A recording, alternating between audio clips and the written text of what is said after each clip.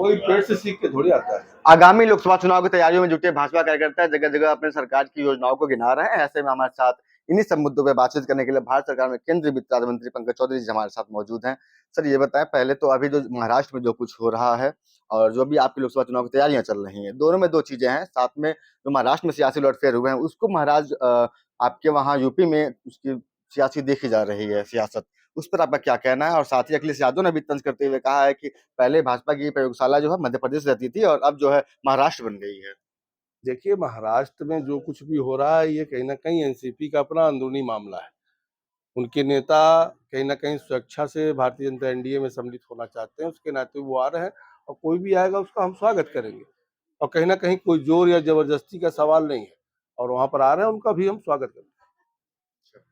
अच्छा, ये देश को दंगों में धकेलने की बात कह रहे हैं अखिलेश यादव, कह रहे हैं कि यूसीसी कानून जो आ रहा है उससे देश जो है दंगों में झुलसेगा।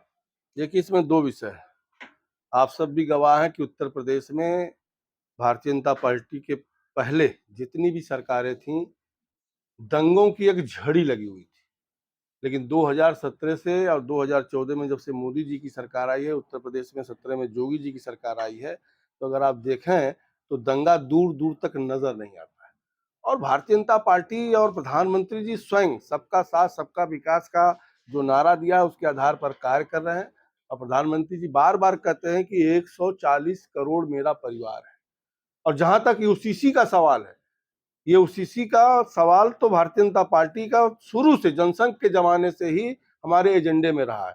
और जहां तक संविधान की बात करेंगे तो संविधान में भी वर्णन है कि कॉमन सिविल कोड सबके लिए देश में लागू होना चाहिए और उसके तहत कहीं ना कहीं सबकी राय बात ली जा रही है, सबकी सहमति ली जा रही है। लाखों लोगों से इसमें वार्ता हुई है, राजनीतिक दल के लोगों से भी वार्ता होगी और उसको सबको सहमति बना करके। और यूसीसी राष्ट्र के लिए बहुत ही आवश्यक। अच्छा, बीजेपी के कुछ नेताओं का बयान आया हुआ है आपके तरफ से कि सपा के कई नेता, कई एमएलए जो हैं उनके संपर्क में हैं। और वहीं इस मामले पर हमारी भारत समाचार की टीम ने जब प्रोफेसर राम गोपाल यादव यानी कि सपा के नेता महासचिव से बात किया गया तो उन्होंने बताया है कि भाजपा जो है अपने नेताओं को झूठ और अफवाह फैलाने की ट्रेनिंग देती है।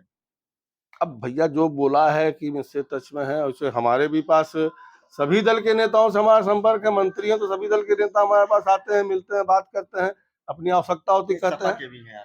सपा के भी लोग मिलते हैं हमसे।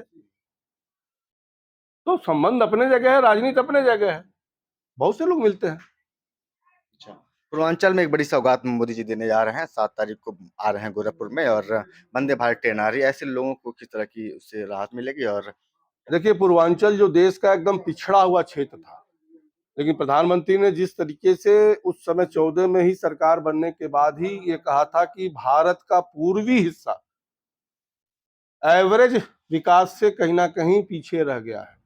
और तभी से वो देखे होंगे आप कि नॉर्थ ईस्ट से लेकर के पूर्वी उत्तर प्रदेश जहां एक्सप्रेसवे से और सड़कों के जाल से जुटा, रेलवे लाइन से जुटा, उसमें एक कड़ी और जुट रहा है कि वंदे भारत, जो देश में प्रधानमंत्री जी का ड्रीम प्रोजेक्ट है कि सब जगहों पे वंदे भारत चालू हो रहा और वो वंदे भारत गोरखपुर को मिलने जा रहा है। उसके लिए मैं अपने पूर्वांचल के सभी जनता की तरफ से प्रधानमंत्री जी का हार्दिक अभिनंदन वंदन करता हूं। और कहीं ना कहीं वंदे भारत चलने से पूरे पूर्वी उत्तर प्रदेश के लोगों को लाभ होगा, साथ ही साथ बिहार और नेपाल के लोगों का भी इसका लाभ मिलेगा। जो हमारा तीर्थ स्थल अयोध्या है या कह लीजिए कि संगम नगरी है, उन सब जाने में लोगों को आसानी होगी। ठीक है, धन्यवाद। अभी महाराजगंज जिला मुख्यालय से सटे ही केएमसी हॉस्पिटल है जहां पर केंद्रीय वित्त राज्य मंत्री पंकज चौधरी जी आए हुए थे और जननी सुरक्षा योजना के तहत तमाम महिलाओं को, लाभार्थियों को उन्होंने कार्ड बांटा है। भारत समाचार के लिए आशीष सोनी, महाराजगंज।